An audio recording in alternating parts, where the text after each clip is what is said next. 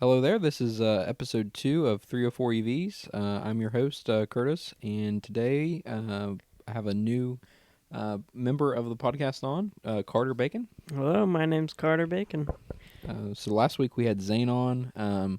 The goal was to have all three of us on the podcast together, but there basically wasn't any time this week where all three could get together, so figure we just do an episode of just me and Carter, and yeah. Yeah, so today the topic of choice is EVs and their charging. So the capabilities of each car and also the charging networks that are already in place and the charging networks that will be in place in the future. Yeah. And actually, before we dive into that, because I forgot, Carter, you do have to tell us what you drive because Zane and I told everyone what we All right. drove. Well, currently I'm driving a 2007 Honda Odyssey. My car was I previously drove a 2000 Mercedes-Benz C230 compressor, and that got hit by a deer. So I'm borrowing old grandma's car until I finally splurge on a new car. And you're getting some really good fuel economy, I hear. Oh yeah, roughly around 17 miles per gallon. All right. Well, I have tried convincing Carter a little bit to buy an electric vehicle, but he goes to college and there aren't any chargers that you can access if you're a resident, so you really don't have any way of charging it. No, unfortunately, the college I go to, they have maybe 2 chargers on campus, and they're both none of them are fast chargers. So I would have to find one of those 2 spots and leave it overnight, which really isn't ideal for a college student, especially on a campus full of people, where most of the teachers probably get those spots beforehand. Yeah, and you gotta be careful; those are paid spots. Right. So if you don't pick it up by like 7 a.m., you're gonna get a ticket. And after I think 3 tickets, I think they just tow your car or put like a boot on it. Yeah. So right now, I would love to get an electric car, but right now my options are kind of limited to internal combustion engines only. So right now, what do you think your favorite electric car is on the market? I mean, it's something that's attainable that you could buy, or not, maybe not now, but like if you made like in the future. Well, I mean, I think everyone's favorite EV right now is the Model 3, just because of the charging network and the interior is top of the class, and but like aside from Tesla, I really do like the Ioniq 5. Yeah, I think I agree with you. I think the Ioniq 5 is probably my second favorite EV for now. I think the non-Tesla supercharging, fast charging network is going to get a lot better, and the Ioniq 5 actually can charge faster than the Model 3, so I think it'll be Right. Yeah. Once that gap is diminished from the charging networks between Tesla and other car manufacturers, I mean, I don't think there's too much of a difference between them at that point. I mean, most of them are around the same cost as Tesla. It's more of a they are now. Yep. Well, actually, Tesla's opening up their network to non-Teslas. I don't know, maybe by the end of this year. They said the end of last year, but you know how it goes. Right. Yeah. So I think we'll see a lot of new buyers for non-Teslas, just because a lot of people are concerned about range anxiety with Electrify America and other charging systems. Because we struggled to even go to Columbus with Curtis's Bolt, and we can't even go to other places around us that are only like 4-hour trips in that car because the range and the chargers available around us. Yeah, it seems like we can't go like a lot of places in Virginia we can't make it to, and we can't go south. You can go north or you can go all the way to California. Right. You're kind of limited. Can't go any other way. And a lot of that has to do with my range in my car because I'm waiting on the new battery, and they applied that software update. We only get 80% capacity, and then it's also the winter time. So right now in the winter time, it's only showing about 111 miles on a full charge. Like as full as it will go. So It's less than half of what the EPA rates it at, 239. So I'm hoping once I get the new battery, it'll help. But still, it's not. It can't charge super fast on road trips like a lot of EVs can now. Okay, so yeah, that brings us on to our topic of the week. So every week we're going to try to focus on a topic, at least for the first, several weeks. We should have a lot of different topics we can go through. I think so. We had a couple bullet points I wanted to kind of cover. I think the first thing that's really important to think about is when it comes to charging is you're going to do most of your charging at your house. You're not going to be going, once or twice a week to a fast charger and charging your car from 10 to 90 or 100%. You're just not going to do that. Maybe if you live in the city, you might do that. Or if you're a college student and you really want to buy an electric vehicle, you might do that. But that is not the use case for most electric vehicle owners. Right, yeah, most people just get a slow charger in the garage or a level 2 charger if that, and just put it at the house. Very few people actually like go, like you might go on like 5 road trips a year. I mean, I think even 5 road trips is a stretch for a lot of people. Like, right.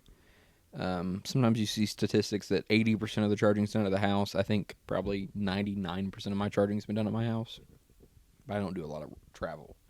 But a lot of people say they do a lot of road trips and actually go on like 1 road trip a year. Yeah, most people are just going for the major holidays to visit family. I mean, I think a lot of people just overestimate the amount of travel they do outside of their hometown. I agree. Yeah, I think that's a problem. Well, not a problem, but a very common thing. So I guess in terms of charging, there's basically 3 types of chargers. So there's what they call level 1 charging, which is like just using a 110 outlet at your house. On a lot of cars, you're going to get 3 to 5 miles of range. A lot of the level 1 chargers pull anywhere from 8 to 12 amps of power.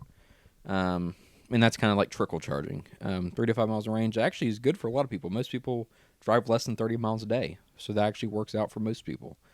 It is the slowest way to charge, though. Definitely not the most desirable way. Up from there, you have what's called a level 2 charger. That's going to be something that plugs into like an appliance outlet, a 220 outlet. That's going to draw anywhere from, I think the minimum on those is like 24 amps up to like 50 amps of power. And then with that, you're going to get anywhere from 18 to like 37 miles an hour of charge. So you can get a full charge every single night if your battery's completely dead. So that's the way most people are going to be charging their electric vehicles. If you have access to a outlet or you have a garage, you can easily add an outlet onto your house. And then the third type of charging would be your DC fast charging. Some people call it level 3. Proper term is DC fast charging. That is going to be significantly faster than level 2. That's going to use 200 amps or more of power. That's not something you can install at your house. Like even if you really wanted to spend the $200,000 to install at your house, you're probably not going to be able to. They don't generally pull that much power to residential neighborhoods. It's not going to be an option. Also with that, it's the most expensive way to charge, but it is the quickest way to charge. Yeah, I think people look too much for just that fast chargers when they think of EVs, and they kind of rule out the idea that most EV chargers are going to be using level 1 and level 2, if level 2, because most people are just doing it at home. Yeah, I would say that is a big misconception. People, a lot of people think there need to be as many chargers as there are gas stations. If we go fully electric, well, that doesn't make sense. I mean, even if you follow the 80% of people do all their charging at their house, I mean, that's a significant reduction in the amount of public, basically refueling of a vehicle. So I think long term, you're not. They're not going to be all these fueling stations. They're not going to be. You don't need a DC fast charger every 1/10 of a mile. Right. So yeah, actually, right now, I actually have trickle charged my car, level 1 charged my car since June of last year. It's worked out pretty well for me, but I'm only about 10 minutes away from my work, like less than, I think it's like, not very far, it's like 6 or 7 miles, I think, if that. Right. So I only drive about 15 to 30 miles a day, so it works out for me. But if I want to go to the city further away, I definitely struggle to recuperate those miles at the end of the night. So you currently are installing a higher level charger. How's that experience gone for you? Well, pretty good. What we decided to do, and what actually the power company, the guy that came out, suggests to a lot of people, is to do a service drop. So you just get a new line of service to a pole with an exterior breaker box, and then you can get 100 to 200 amps of power, which you can run, 2 chargers off 100 amps, or 3 or 4 chargers off of 200 amp. So I did that. I couldn't even add on to my house charging though. Like my breaker box in the house was only 100 amps, so there's no way I could pull 48 amps of power every night from that box. It's literally impossible. So yeah, so I should have that. Actually, the power company's coming to hook up power to the line probably within the next week or two. So Right. I'll be able to tell you more about that on the next show, or maybe the show after that, depending on when they come out. Yeah, and that especially helps when you are trying to recuperate after like a trip for 45 minutes. You're pretty low on battery and struggle to recuperate for the next week. Yeah, that's kind of how it is now. If I go to, the city that's like 45 minutes away, it does take 3 or 4 days to get those miles back. Or if you're coming back from a road trip, you're generally going to come back near empty. So it takes me a long time to recuperate from that as well. So I think we're going to cover next. Well, Carter, I'll let you, I guess, take it from there, and you could dive into I guess we're going to cover some of the different cars and kind of how quickly they charge. It's kind of a common thing I get. Generally is, well, how do you charge? And then the very next question is, how long does it take? Well, it depends on the car. It depends on what kind of charger you're at. But we're going to kind of go through that on some of the popular electric vehicles. And, after going through these, I think there's 7 or 8 cars, you should get a pretty good idea of, what it roughly would take on most vehicles. So, Carter, you want to go ahead and talk about the first one here we got on the list? Sure. So first off, we had the Mustang Mach-E, which I believe was it Car and Driver's top EV? Yeah, one Car and Driver's EV of the year for 2021. Yeah, so we should be looking at some good specs here as far as the charging goes. So starting off, Ford advertises 10 to 80% battery in 52 minutes with a max speed of 150 kilowatt hours. Which, I mean, that changes a little bit because inside EVs did fast charge, and they got 0 to 80% in 48 minutes, so just under that 52-minute mark. Yeah, actually, not only just under, but they also did 10% more charging too. Yeah. 4 minutes faster. Now, the 80% battery capacity will give you about 200 miles of charge with speeds of 75 miles or less. So I'd say as far as most of the EVs go, I mean, this is about average. Yeah, about average. You're not seeing too many significant outstanding statistics here, but I mean, a lot better than some of the cheaper EVs that go. Yeah, like the Nissan Leaf or the Chevrolet Bolt. I think those are about the only two now that are pretty poor in terms of charge speeds. And then something else we didn't talk about was, you might hear this term a lot in the electric vehicle world, is a charging curve. So the charging curve is basically how long a car maintains its peak charge rate and for how long, and then kind of the levels below that. Because if a car is advertised at doing 150 kilowatt hours peak, it's not going to pull 150 kilowatt hours from 0 to 100. So in the Mustang Mach-E's case, it only stayed around 150 kilowatt hours for 4 to 5 minutes when Inside EVs did their charge test. So some of the better cars will hold their peak rate longer, and that's kind of a crucial metric in how quickly you can, basically how much range you can get in like 20 minutes. Because the goal with a lot of these cars are maybe not charge them for 52 minutes, but to charge them, you want to charge them at their peak rates. So a lot of cars 10 to 60, 10 to 70, 20 to 70, something like that. That's going to give you your peak speeds and add the most miles in the shortest amount of time. Yeah, so I guess we can cover the second car on the list. If you want to take over that one. Yeah, so probably one of the most popular EVs in the country, or actually in the world, is the Tesla Model 3. So Inside EVs did a charge test for the Tesla Model 3 long range 2021. They recorded a charge time of 32 minutes to go from 0 to 80%, then another 31 minutes to go from 80 to 100%. So as you can see there, the first 0 to 80 goes significantly faster than the last 20%. So a lot of times when you're road tripping, you're just going to try to get up to 80, maybe 90. Generally, your goal is not to get to 100%, because it's going to cost you, a lot more money to gain that extra 20% and a lot more time. And a lot of times you don't really need that extra mile. So the only time you're really trying to get to 100 is if you want to try to make it back without stopping, or you need that range to get to your next charger. But a lot of times nowadays there's chargers, where you don't need that extra, 50 or 60 miles to get to your destination. So with the Tesla, just 10 minutes of charging added roughly 100 miles of driving range at 70 miles an hour. And that 100 miles was a 32% state of charge. And then 20 minutes of charging provided the car with roughly 200 miles of driving range at 70 miles an hour. So, that's pretty good. 20 minutes, 200 miles of range. 20 minutes, not a very long time.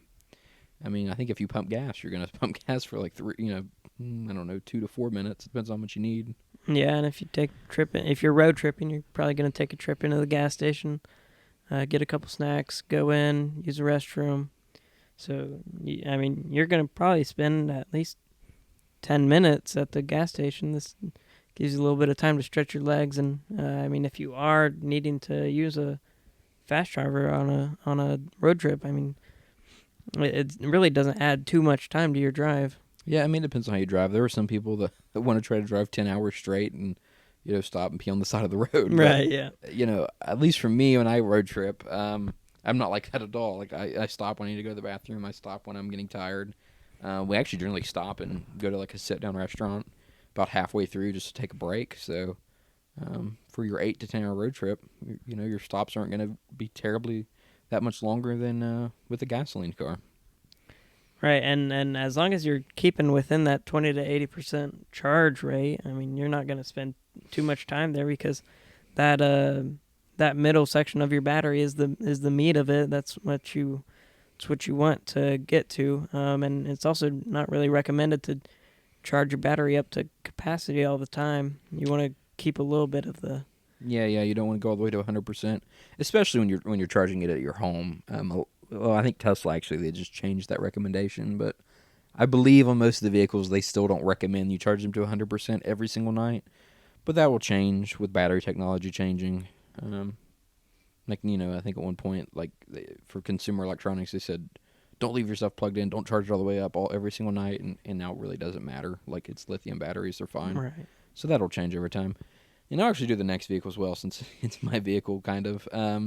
So this is for a 2021 Chevrolet Bolt, really similar to the 2017s to 2020s, except or 2019s, except the EPA rated range is 20 miles higher at 259 miles.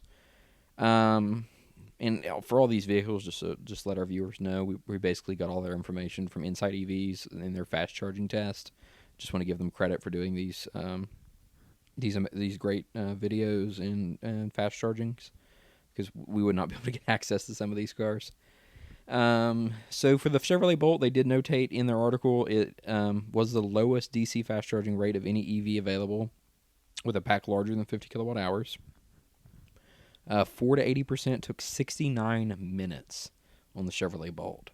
So if we compare that to the Tesla Model 3, it went 0 to 80 in 32 minutes. So a massive difference there. And it took another hour to go from 80 to 100. So, it looks like with the Chevrolet Bolt, it's going to take you almost 2 hours to go from 4 to 100%. So that's not going to be very cost effective at all to charge past 80% on this vehicle. And then 80% of state of charge offers around 200 miles of highway driving. And then with that car, it does have a max charging rate of 54 kilowatt hours. That is the slowest peak charging rate of all the electric vehicles on our list. And I actually believe maybe the slowest peak charging rate of about any electric vehicle for sale today that's in that class or higher. Right, and you can also see it's getting massive amount of lower range for that 80%. I mean, the Tesla could do the same amount of range at 65% Yeah. battery. Yeah. Well, we also that was a long range Tesla, but I mean they offer a long range vehicle. They don't have a long range Chevrolet Bolt.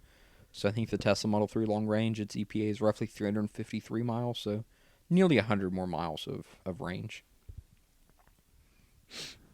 Well, we can do our next vehicle here is pretty new vehicle, the 2022 Rivian R1T. It comes in at an EPA rated range of 314 miles. The peak charging speed is 210 kilowatt hours. It charges up to 140 miles in just 20 minutes. And the 0 to 80% is 41 miles. Now the 2023 model year. Well, you think you got mixed up there? 20 to 80% is 41 minutes. Oh, sorry. Yeah, 20 to 80% is 41 minutes. Now the 2023 model does have an increased range of 400 plus mile range. Yeah, that's with the extended battery pack, so it'll cost you extra, but you'll be able to get more range there. At least it's available. Right now, it's a little bit slower than the Tesla Model 3 long range, which is kind of our gold standard here as far as the EVs go. Well, almost. It'll be the Model S Plaid. We're not there yet, though. Yeah. Maybe it's the next year.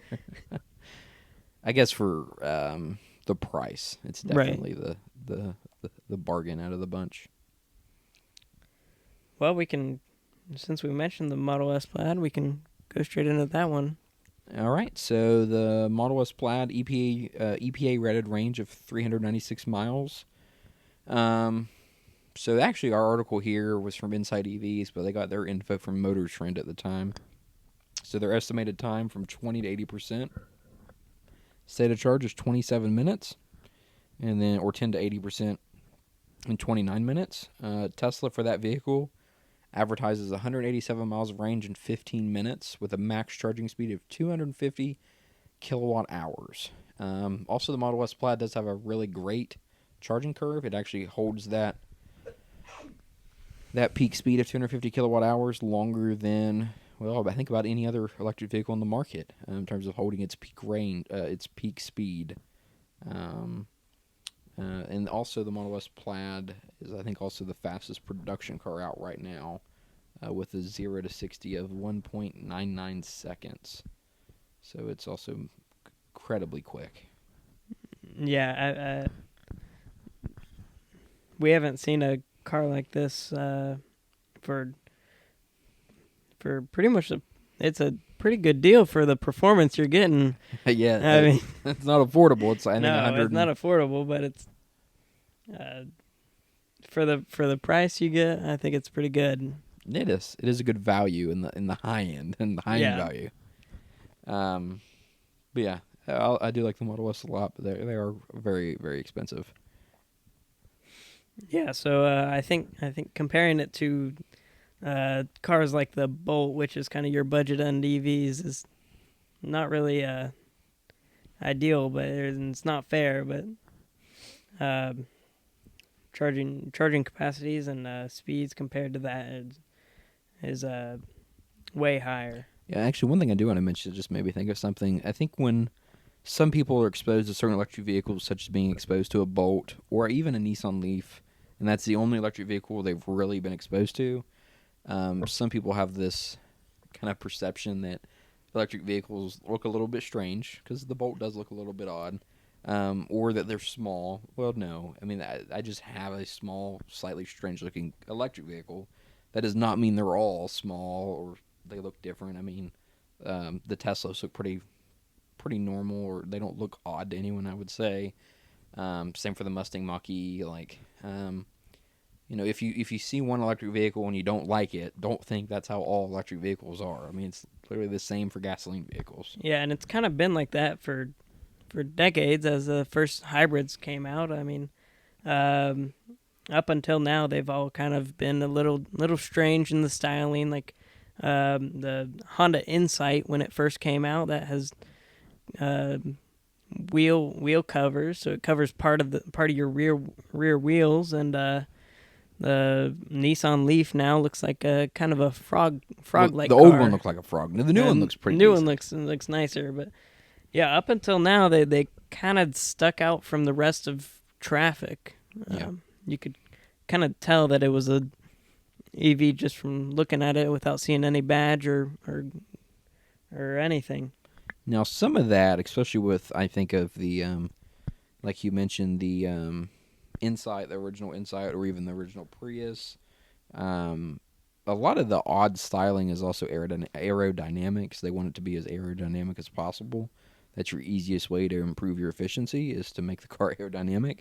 And sometimes it can look strange when it's aerodynamic, or at least if they don't want to spend a lot of money making it look nice. But now car manufacturers have kind of achieved that kind of middle ground, with Tesla being trying to be one of the most aerodynamic cars with their styling. I think actually the Lucid Air is like the most aerodynamic vehicle in the market, that or maybe the Mercedes EQS.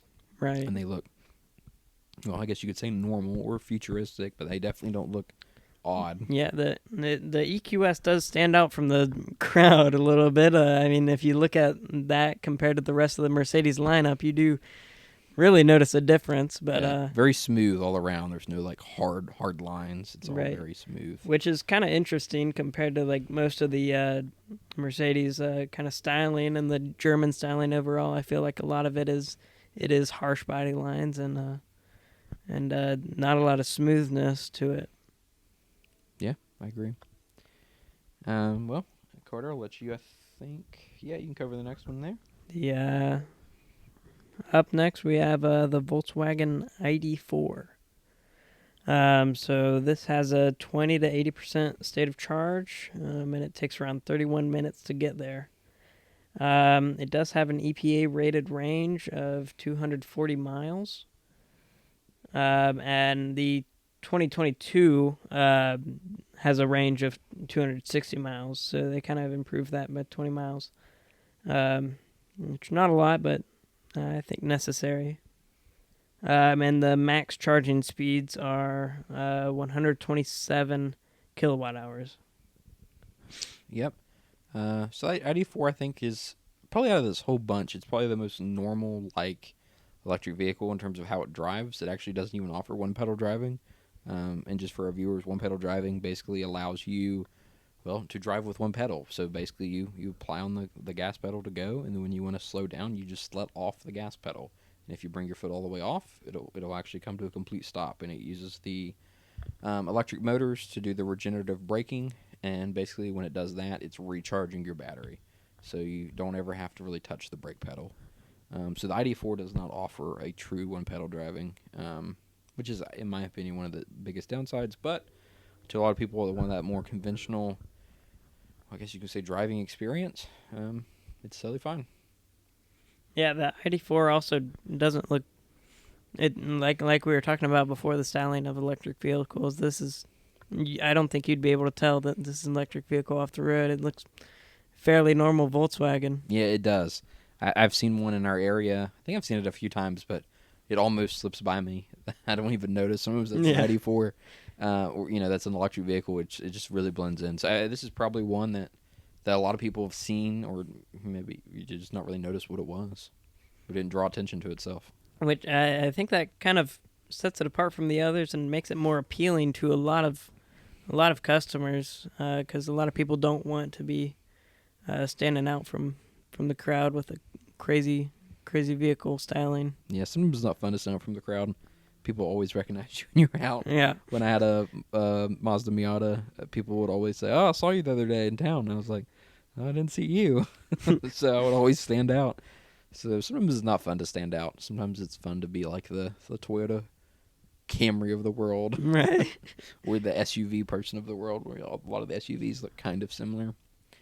So the next vehicle, we only got a few more here to go. So the next vehicle on our list here is the Nissan Leaf. This is one of the first mass-market electric vehicles believe the first model came out in 2010 to 2012, somewhere around there. So when it first came out, they had a range of around 100 miles. Now they've got extended battery models that have an EPA-rated combined range of 215 miles. With that vehicle, 20-80% state of charge takes around 35 minutes, with an average charging speed of 56 kilowatt hours. I believe it's not listed here, but the peak charging for this vehicle, under the best circumstances with the best charger, should be around 100 kilowatt hours. Now, something special about the Nissan Leaf, and something we actually forgot to cover, is it uses CHAdeMO for fast charging. So it uses the CHAdeMO connector. So only the Nissan Leaf uses that. It is something that is getting phased out. Electrify America is not putting CHAdeMO on any of their new stations, but it does use CHAdeMO for the fast charging, where all the other ones use the CCS plug, except for Tesla, who uses their own proprietary Tesla plug. So it does use that. But when you're charging it at home, it uses the J1772 plug, which is just like the level 2 plug. Right. So I think in the future, Nissan will likely change their ports to just go. They already have, actually. They already have. The new one's okay. coming out, the Nissan. I don't know how to pronounce it. It's like Ira or Area, something like that. It starts with an A. It uses the CCS plug. It does not use CHAdeMO. And also another major flaw of the Nissan Leaf is that it has passive cooling. It doesn't have any active like liquid cooling. So they actually have some pretty bad battery degradation over the years. So you got to watch out there if anyone's looking to buy maybe a used electric vehicle. Nissan Leafs are the cheapest used electric vehicles, but the battery capacity has degraded a lot. A lot of that is due to not having any active cooling on the car for the battery. Yeah, so I think the Nissan Leaf is definitely not a road trip car at all. No. Yeah, this is something you just commute to work and back every day. Yeah, you don't want to fast charge it a whole lot. I mean, it basically throttles down, too, when you're fast charging too much because it can't cool the battery pack. All right, so next on our list is the Hyundai Ioniq 5. So this charges from 10 to 80% in 18 minutes, which might be the lowest one on our list. It is. It's the fastest one on the list. It beats all of them. Yeah. This has an average rate of charge from 10 to 80% being 196 kilowatt hours. So that kind of goes into the charging curve. So what it averaged during that whole 10 to 80% was 196. So that's mighty impressive. I mean, it averages higher on that whole charge than what most of these cars can do at their peak. So. Right. Now there are a couple different models of the Ioniq 5. One being an all-wheel drive, and then a rear-wheel drive, and then a standard range rear-wheel drive.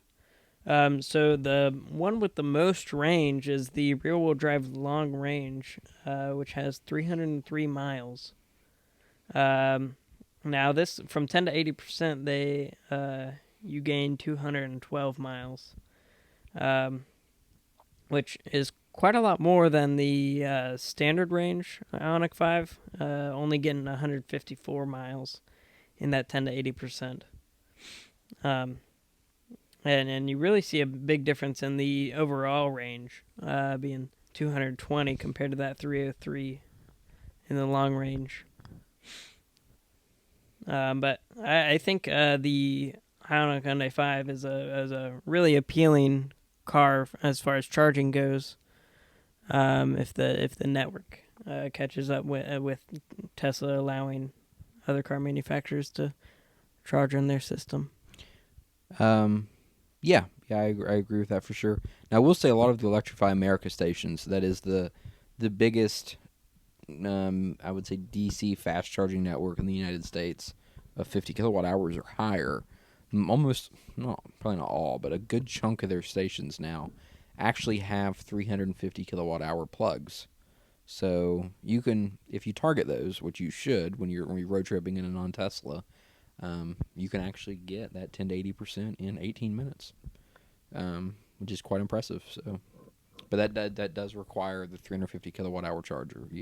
If you plug it up to a 150 kilowatt hour charger, you're not going to get 10 to 80 in 18 minutes. Right. And then actually we pulled this data here from Inside EVs, but they actually pulled data from Alex on Autos. And I think something interesting, he actually did an average charge rate for that car, a DC fast charge rate, and the fastest window of charging was the 25 to 55% window with an average speed of 230 kilowatt hours. Yeah, so that, I mean, again, that's the kind of the point where you want it to be fastest, is when you're on low and you need a lot of charge quickly. Yeah. I mean, that's the thing. I think some people will have to get over though, as EVs become more popular. A lot of people, well, at least when they're road tripping, they're going to be filling up their gas tank all the way. I mean, it's kind of silly to pull into a gas station and put half a tank in if you're on a road trip. But with an electric vehicle, it kind of makes, I mean, it makes more sense not to fill it all the way up. You don't want to wait an hour and a half to take your car from 10 to 100 when you could do 10 to 80 in 30 minutes. Like, it's not worth it getting that extra 20%.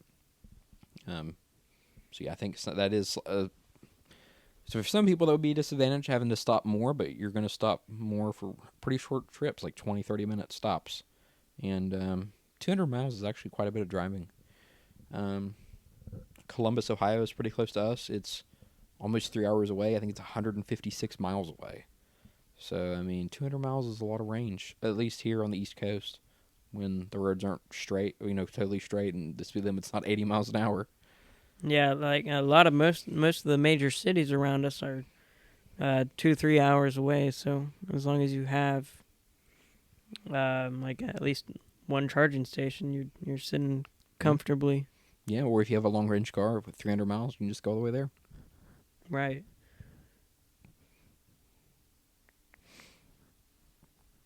All right, and next on our list here is the Polestar 2, EPA rated range of 270 miles for the single motor variant, which is 21 miles more than the dual motor. So the dual motor is around 249 miles. Its peak charging is 150 kilowatt hours. Something that Inside EVs notated is it had kind of a poor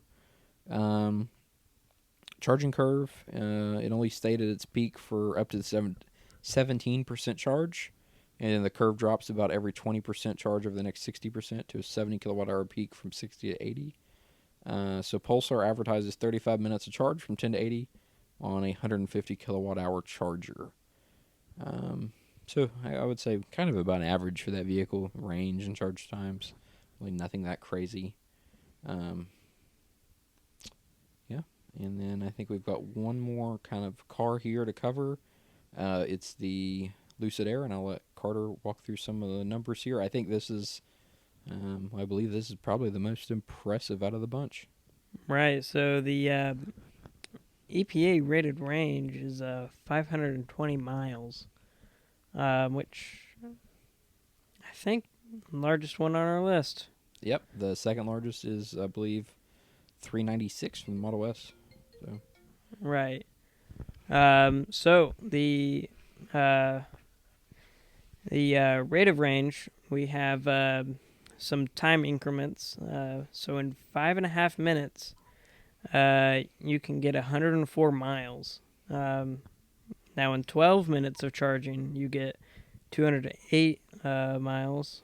And then going up to 82 minutes, you get 512 miles. I think the most impressive part of this, minutes and miles is probably 22 minutes, 320 miles of range, or 312 miles of range. Right, so a lot of the cars are close to or less than 300 miles range, and they total. take, total, and they take 40 minutes to charge all the way up to that. Or more. Well, yeah, some of these cars, if you go all the way to 100, it was like an hour, hour and a half. Right. So that's kind of the benefit of a big battery pack, is that 312 miles is not even not even 80%. So you get your fastest charge 10 to 80. So if you have a 500 mile battery pack, you can gain 300 miles in 20 22 minutes. Even if you're not, so that makes that kind of helps you out there having that large battery to go from your 10 to 60 or 10 to 70 and still gain 312 miles of range. And then its max speed's 300 kilowatt hours. So it has, out of the list, it has the highest max charging rate as well. I do want to point out the Lucid Air, the one we're talking about here, is the Dream Edition. The price on it is $169,000. So this is out of reach for, nearly everyone, except for the people, the highest earners in the country. But I think something to look at is as time goes by, technology gets cheaper. So you'll start to see 500 miles of range and 300 kilowatt hour charging in probably just a few years for cars that cost $30,000 to $50,000. And then, in 5 years, the Lucid Airs of the world will probably be doing 1,000 miles with 500 kilowatt hour charging. But basically, this technology will get cheaper, and technology will get better. So, yeah, I think that's kind of the thing to remember whenever you're considering or thinking about electric vehicles is that this technology isn't like going to be stagnant. It's going to always improve. Just like internal combustion engines have improved over the years and gotten more efficient. And, these electric vehicles are going to continue to increase in performance and charging capabilities, so you will not have range anxiety in the future. Range anxiety really isn't too much of a factor right now unless you're getting Mr. Driving out I guess in West Virginia in a non-Tesla. We're out in the Dakotas, or in the middle of nowhere. Right. A lot of your problems. But yeah, in terms of technology improving, if you look at like the V8 engines of the 50s and 60s compared to the 4-cylinders of today, I mean, a lot of our 4-cylinders are absolutely crushing, 8-cylinder engines from 70 years ago, just because technology is just so much better. Right, and that really just proves the case for electric vehicles and the investment into the infrastructure and the technologies overall is that they're going to be the car of the future. All right, and we have a couple articles here to cover today. First thing I wanted here to talk about was the United States Postal Service and their new fleet of vehicles. So basically, the Postal Service is looking to replace all their vehicles in the whole country. They've had, I guess this model that you still see kind of started out in the 70s, and they've kind of improved on it some, but it's basically super ancient, costs a lot of money in maintenance, doesn't get good fuel economy, isn't terribly safe. So they're looking to basically replace their whole fleet, and as part of that, they're going to do 10% will be electric. But something I did read in this article is basically the Biden administration wants the Postal Service to basically rethink that and kind of bump up their percentage of new vehicles that will be electric. Let's see. So right now, this new contract is going to be, these cars will be made by defense contractor Oshkosh, and they're going to design the gasoline and electric drivetrains. So basically, they're only doing 10%, and the Biden administration wants to see, higher than 10%. And something I did see that was quite interesting is the new gas-powered vehicles are only going to get 8.6 miles per gallon while using air conditioning, compared to the industry average of between 12 and 14 mpg for fleet vehicles. So they're horribly inefficient, even though they're a brand new design and everything. So that I think that is a good reason why maybe these should be electric vehicles. Electric vehicles do phenomenal in lower speeds and city driving. You get the best range. Right, and these mail trucks are only doing city driving. They're starting and stopping frequently. They're getting a lot of regenerative braking. These vehicles, I feel like this is probably the perfect opportunity to have electric vehicles in a fleet. And if it sticks with the 10%, that's going to be pretty sad. And as these are being produced, because I think as you're producing a new fleet of vehicles, that's probably going to be around for 2-3 decades. Yeah, it'll be around for a You long kind of time. want to invest in your future, especially with um, Biden kind of being on the green side of things. I think even if you don't want to be, come from the environmental perspective, and I do know the upfront cost is higher with electric vehicles still, but I really don't know how the gasoline vehicles are gonna. I don't know how the electric vehicles are going to pay for themselves within just a few years. 8.6 miles to the gallon versus, what an electric mail truck could do is just phenomenal. I'm kind of shocked that they still don't want to go ahead and spend the upfront costs and do most of their fleet for electric, except for their most rural routes. Right, and it's not like these trucks have to be the cream of the crop as far as range and charging. They're doing their set routes. They're not going too far a day, and really probably the thing that's going to take up the most charge is the air conditioning and heating. Yeah, I mean, either way, I mean that takes a big toll on gasoline vehicles too. Well, not the heating, but the air conditioning does.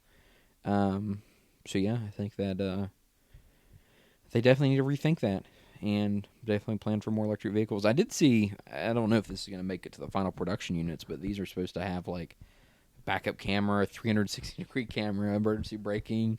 So it's supposed to have a lot of safety features. So we'll see if that actually makes it into the final product. But I do think at least I really think the cameras and the emergency braking should be standard. I mean, yeah, it's going to cost you a little bit more, but like, I'm sure the Postal Service hits a lot of things with in the country every year based on the thousands and thousands of trucks that do billions of miles a year. Yeah, and I think it's important to consider the workers also, because Yeah, not having air conditioning. not having air conditioning, not having safety systems. Um, I don't know if the current mail trucks even have airbags or not. I'm not sure. They might not. They may have retrofitted them. Maybe they have to, but yeah, and it's a speaking of safety, this article does mention that the older trucks are becoming an increasing rate of fires, and pose a big fire risk as they age, which is kind of interesting to see how old these cars have gotten and how unsafe they are. yeah. Oh, actually, the article does mention that they lack air conditioning and airbags, and they also spend hundreds of $1,000,000 a year in maintenance. And then Carter just mentioned the fire risk, so a lot of downsides to keep with obviously to keep with the current fleet, but I think a lot of downsides not to go with more electric vehicles as well. Okay, and then next here, I did see an interesting article on Inside EVs. Well, they didn't write the article. I mean, they wrote the article, but they didn't pull this info. Morgan Stanley, I guess a financial advisor at Morgan Stanley predicts that Tesla will surpass GM and Ford U.S. market share. I don't think they gave an exact date on that, but they did say that they could surpass GM and Ford combined by 2027. Well, Tesla's revenue could surpass GM and Ford's by 2027, that combined revenue. So Tesla definitely is gaining rapidly. Their deliveries nearly doubled from 2020 to 2021. They delivered nearly 1 million vehicles last year. Their goal is to do 1.5 million this year. So 50% increase a year. Well, it'll get you to surpassing GM and Ford in no time. Yeah, and really need to step up the game as far as American manufacturers go. The new Ford F-150 Lightning, I believe the charging and the was it the battery capacity compared to current EVs is like not cream of the crop. It's a lot less. Yeah, it's 230 miles on the F-150 Lightning, the standard range, and even the extended range only does 280. So General Motors Silverado EV is supposed to do 400. So I think General Motors will do pretty well with their range and their charge speeds, but Ford seems to be slightly behind now. And a lot of that might have to do with, well, they're the first of the market in the American brands. Um, well, not the first one to come out with an EV, but the first one. They're going to be the first ones with, well, a more well-reviewed SUV with the Mach-E. First ones with a pickup truck with the F-150 Lightning. So, but, just being first doesn't mean you're better. It just means you're first.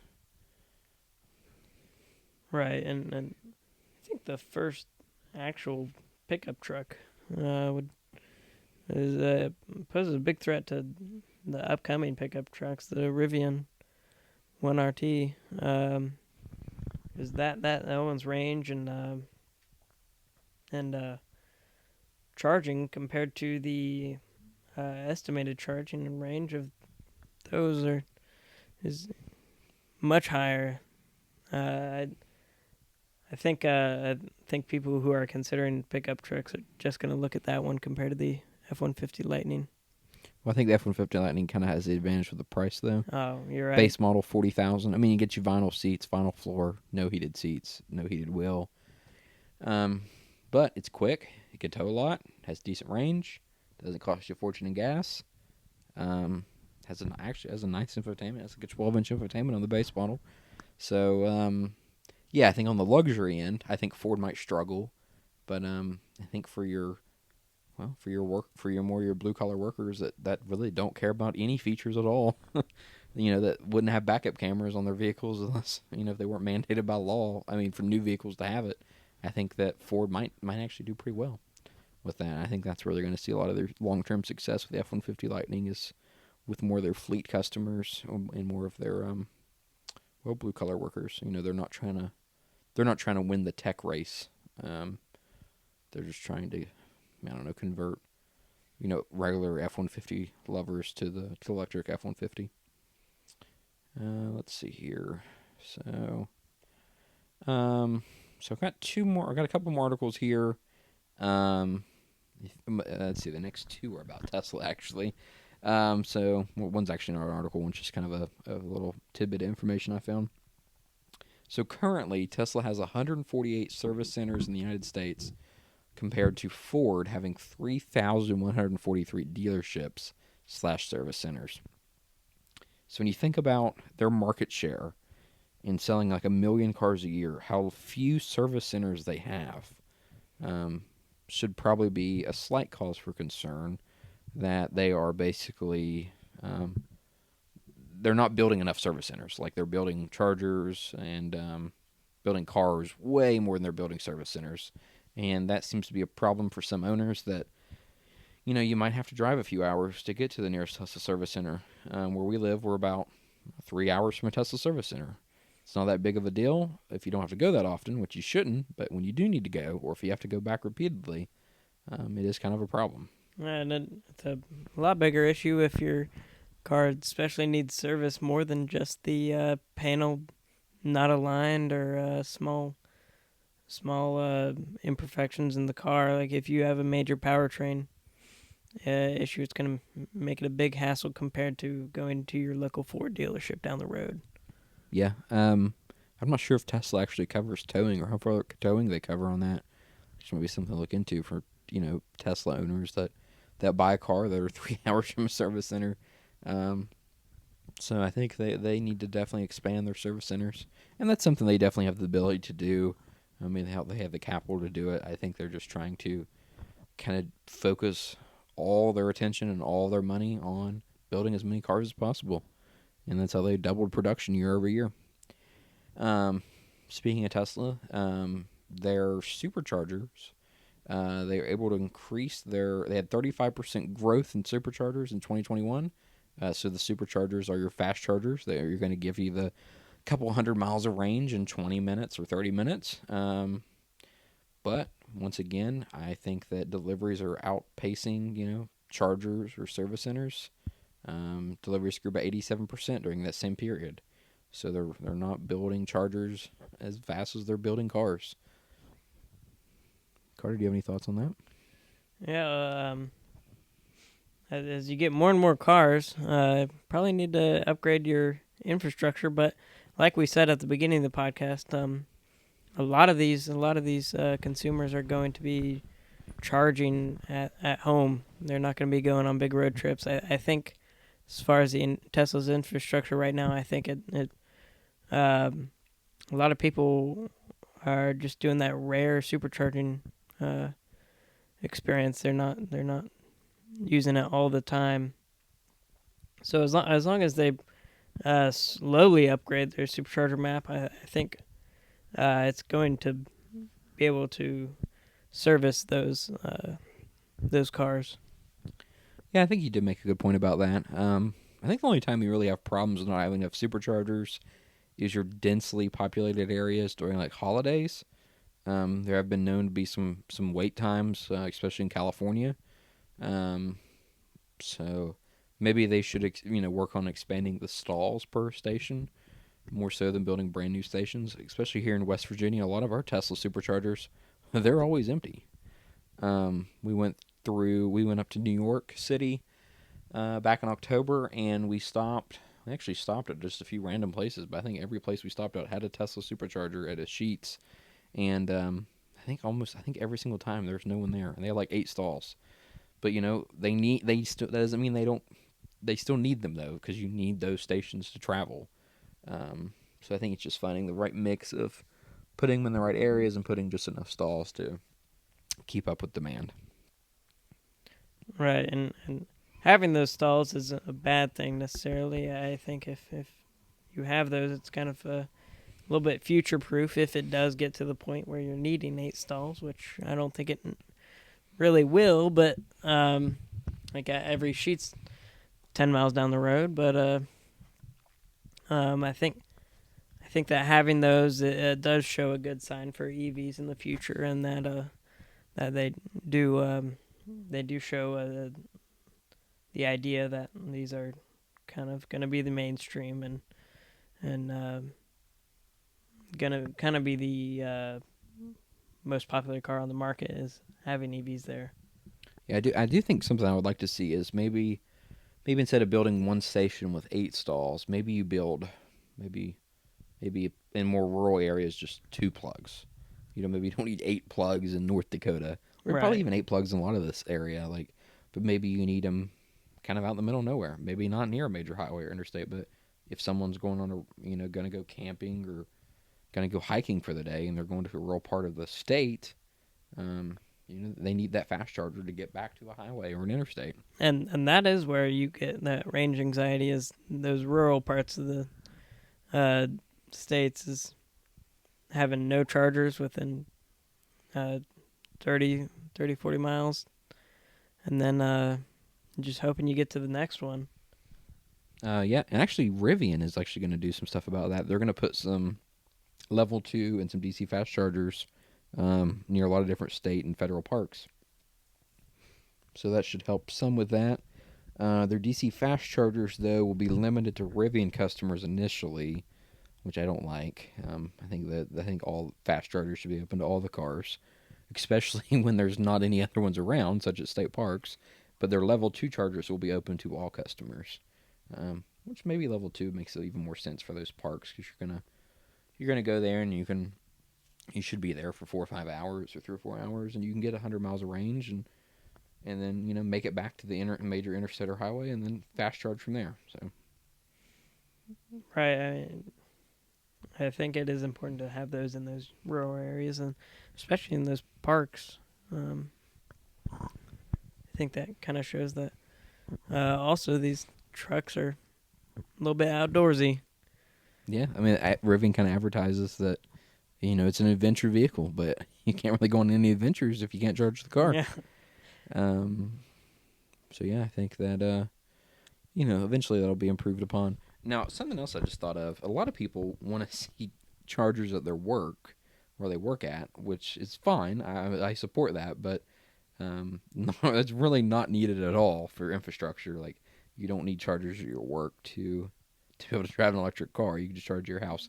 That would be good for people that maybe somehow can't charge at all at their house, such people live in apartments, but And it may be better for people having hour, 2 hour commute to work, because there are people out there that drive hours to work. Yeah, I guess there are some. Not, I mean, not a lot. That's a minority, No, but but if you do have the option, I would support that fully.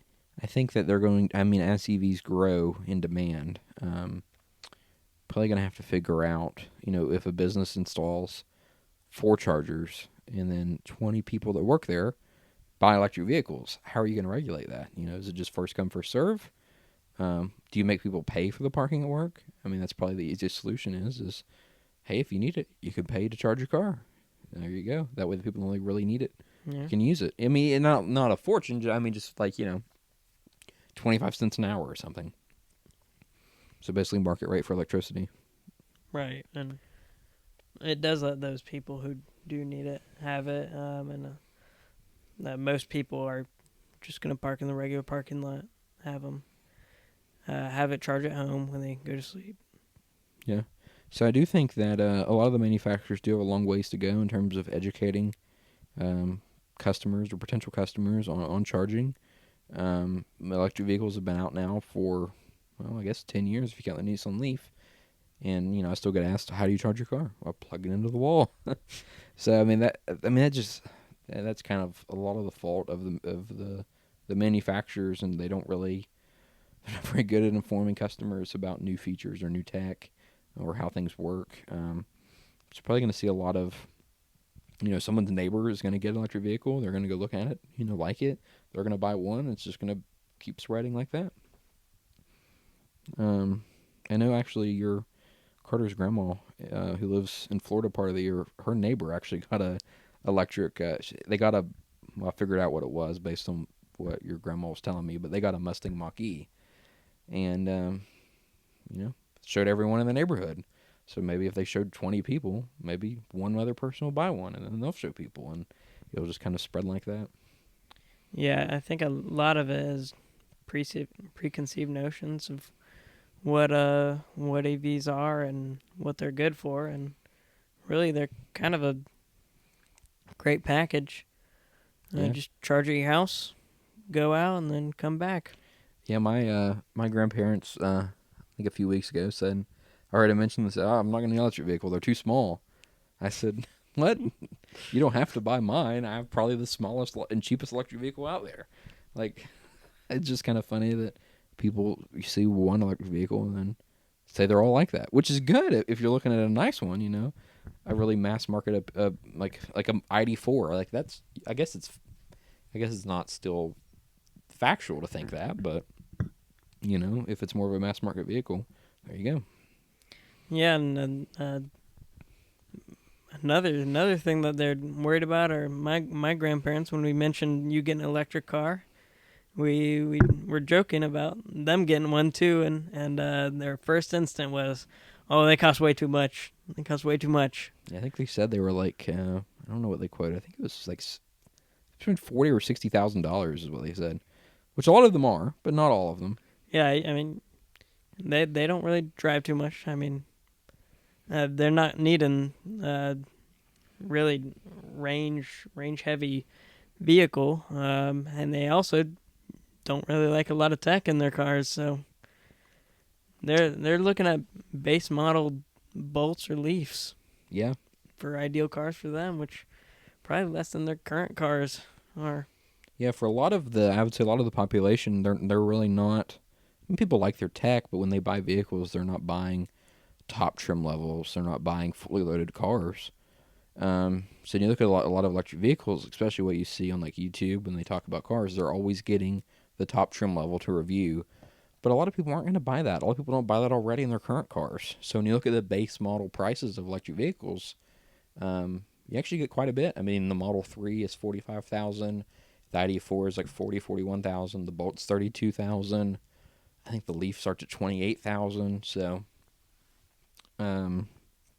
they do come generally better, more well equipped than a lot of the gasoline vehicles at the same price point. Right, and people just don't look at that. They go to their local dealership. They say, I want an SUV, and they put them in the base model at home. Yeah, or they just put them in whenever's available on the lot. I think a lot of older demographics and just people in general don't really shop around too much for vehicles. I think a lot of people do just say, I like the exterior of this one. Let's get it. Yeah, I mean that's kind of the way it was with my family members. I helped my grandmother buy a car. She ended up buying a Mazda 3 last year, but she told me after we shopped around, we only just went to like 3 dealerships. She told me, I've never done this before. Every time I buy a car, I just go to the dealership. I just point at one basically and say I want that, and I guess they make you test drive it, and that's it. It's like an hour and a half, and I'm like, oh, that's not a good way of Yeah. doing it. Like it's always good to shop around. I don't think it's ever good to really be a brand loyalist. I mean, you can like a brand, but like I think you should always be open to other brands and other cars, and kind of just shop around just a little bit. I mean, go on the manufacturer's website, look at what they cost, look at the trim levels. Don't basically walk into a dealership blind, or they're going to take advantage of you. And a lot of times, what dealerships do is if you show up and you say you want to, I don't know, let's say you say you want a Mustang Mach-E, and all they have is a GT Mustang Mach-E. They're not going to talk about trim levels or this or that. They're just saying, yeah, we have a Mustang Mach-E at $60,000 right over there, and you'll buy that. Or sometimes you'll want one nicer, but all they have is a base model for $43,000, and they'll say, well, that's all we got. It's as good as it gets. Here you go. And if you don't do your research, you don't really know what you're missing out on, or maybe what the best value is in terms of trim levels, or um, things like that. Yeah, and a lot of cars now, if you get inside, it's a whole different car on the inside than compared to the top trim levels. Yeah, I know. We drove the Honda Civic and the base model. Well, not even the base. Like I think all the way up to maybe the touring. You got your cloth, elbow rest, your cloth center console. Your smaller screen, that engine was a lot smaller and just didn't produce as much horsepower as the other one. You didn't get a lot compared to the top trim level. Yeah, it just felt like a different class of car. I mean, one felt like an economy car. I don't want to say that the touring felt like a luxury car, but it felt like something much closer to that. So yeah, that's something to definitely, just be careful of when you go to look at electric vehicles. Is just realize there are different trim levels and different cars.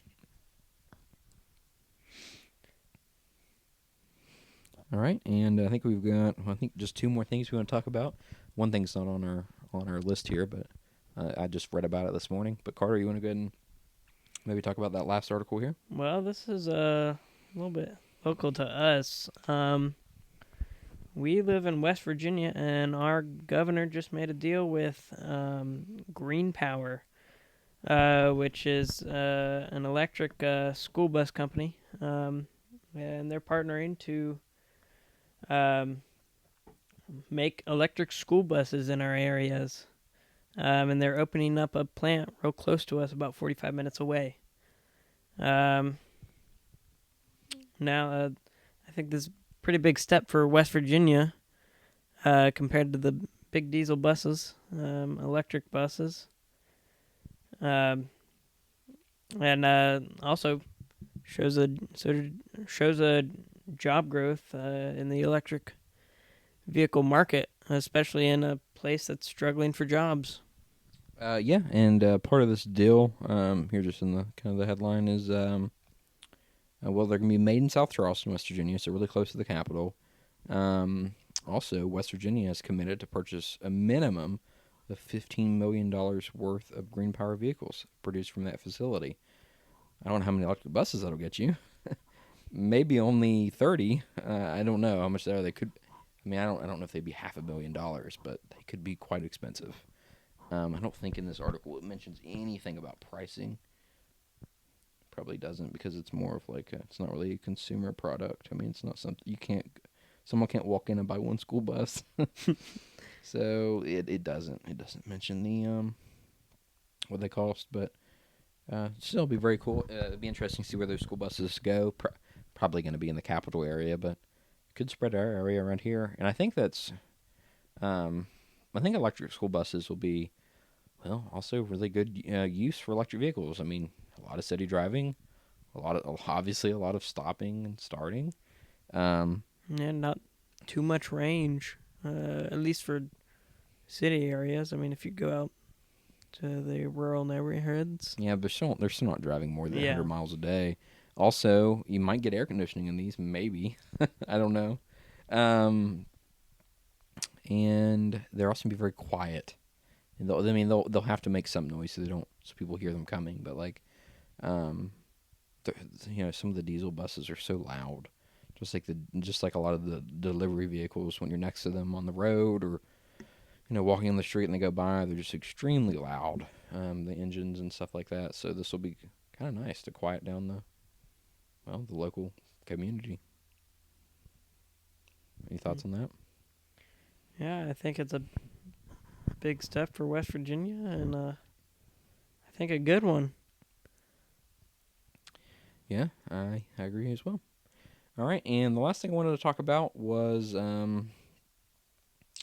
it's not on our list here of articles, but I did bookmark it earlier today. Give me just one second here. So, as part of the bipartisan infrastructure bill that passed late last year, there was $7.5 billion for basically electric vehicle chargers. So, as part of that, states will get $5 billion to build a EV charging station network. Also, the U.S., where I think more so the Biden administration has set a goal of 500,000 charging stations by 2030, built mainly along the interstate highway system. Let's see here. Their aim with this is to also give drivers access to a charging point at least every 50 miles across the United States along major interstates and highways. So as part of this, basically the minimum requirement is going to be 4 plugs, at least with at least 150 kilowatt hours of power per plug. So a minimum of 600 kilowatt hours for the whole station, within a roughly 50 miles of each other. And the first part of this is going to be $615 million to be available during fiscal 2022. And states have to submit an EV infrastructure plan by August 1st and get it approved before they can start using the funds. And then basically their plans will have to be they're targeted to be approved by September 30th. So basically, based on all of this, we should be seeing some chargers from this money by the end of this year or the very early next year. Some states will be quicker to act than others, for sure, but we should start to really actually see some chargers out of this. So a lot of states, and this is getting a lot of this information from a Car and Driver article, apparently they say 40 states have already created designated alternative fuel corridors, basically plan out an EV charging network. To my knowledge, I don't think West Virginia has anything like that. We still don't have any DC fast chargers that aren't Tesla chargers, so I don't think we've committed to anything like that. So this will be a very big deal for our state in terms of getting money to build out chargers. And I did see they gave a breakdown of how much money each state's going to get over the next 5 years. And West Virginia is designated to get $46 million. So if the chargers are roughly, let's say, $50,000 a piece, and there's 4 plugs per station, that's $200,000 a station. You can do that math. How many chargers is that there? Let's see here. I think we did earlier. It was quite a few. Hold on 1 second here. Should have already done that, but I forgot to. Let's see, 46 million divided by $200,000. It's going to give us 230 charging stations, which is a tremendous amount of fast chargers. I mean, I think that would be phenomenal. I mean, Tesla has 13 charging stations in the entire state, and it's probably ample. So they're probably going to put like 20 stations in like the capital or like the Huntington area. I imagine probably there'll be like 50 to 100 just between Huntington and Charleston, because they're probably just going to like really load them up in the urban areas, which probably isn't super needed, but they're not going to want to put charge 8 plugs in the middle of nowhere at 2 stations. Right, and A lot of them are probably also going to be up towards the Eastern Panhandle near DC. Yeah, probably we'll see some stuff up there. And then I think hopefully they start out by just putting these. I mean, the most logical thing would be to put these at rest areas first because they're right off the interstate. People Right. are already used to stopping at them. Very, very simple. And then kind of go from there. But I would say rest areas should be their first goal. I don't know. I don't know if they're going to be allowed to partner with businesses and put them in business parking lots. I'm not sure. That's a lot of stations for the state to find room for. Right. So, Carter, do you have any other thoughts on that?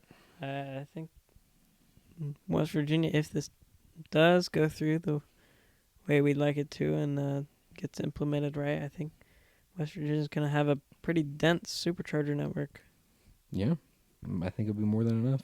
So I think a lot of, I mean, as we mentioned earlier, like range anxiety is still a thing for a lot of people, but, for a lot of longer range, newer electric vehicles, if you're taking road trips to major cities or just across the country, you can do it. So this will just ease the burden. So they're kind of their goal with this is you don't need to plan your route anymore. You kind of just get in your car and go. And then when you get down to 10% battery, you look for your next exit sign and it says, charger or maybe not 10%, but like 30%, kind of keep an eye out. I mean, you should be able to drive with road signs. You don't need to like download an app and see all the chargers or have your car tell you. Like you can just kind of go.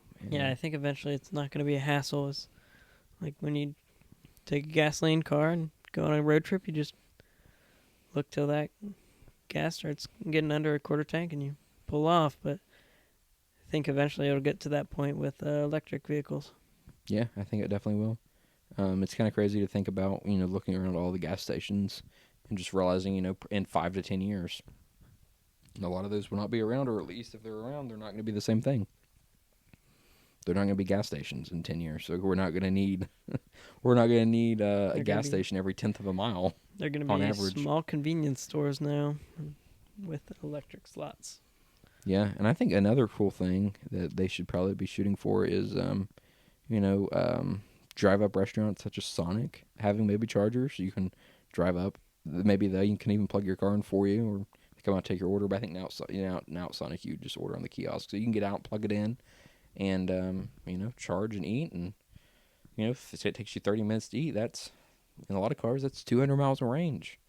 So I think there's a large market for setting up good 20 to 30 minute activities. Well, a lot of that's probably just gonna be eating, but more so than like sheets food. Something a little bit better that's gonna want to make you not just want to eat when you're driving. So I think that there's a lot of room for opportunity there. Yeah, and I think a lot of it is like having stuff to do during that break. I mean, Tesla has video games now and processing power of the PS5 in their cars. They can. Yeah, that is one way. I mean, that is kind of the biggest benefit I think of buying a Tesla if you're a road tripper is you can have like Netflix, Disney, Hulu, YouTube, an internet browser. It's all built right in. Yeah, you can pretty much do anything you can on a computer, and I think that really is an appeal for the Tesla is having that entertainment while having a break from driving and charging. Yeah, and basically to use that, there's like a $10 a month subscription you have to pay. But that gives you kind of unlimited data. I think if you're ridiculous, they might throttle you, but normal usage, it's $10 a month, so it's a really good value. Yeah. Well, do you have any closing thoughts here before we wrap up this episode? I don't think so. I think we covered a lot of stuff. All right. So next week, our goal is to have, all three of us on a podcast, and we'll have a new topic of the week. We haven't decided yet what that's going to be. We'll kind of go from there. Carter is maybe thinking about used car market. We can cover the EV portion of that. Well, actually, that would actually work out great because I think the EV used car market is probably more ridiculous than the gasoline used car market. So yeah, that's it for this week's episode, and hope you guys tune in for next week.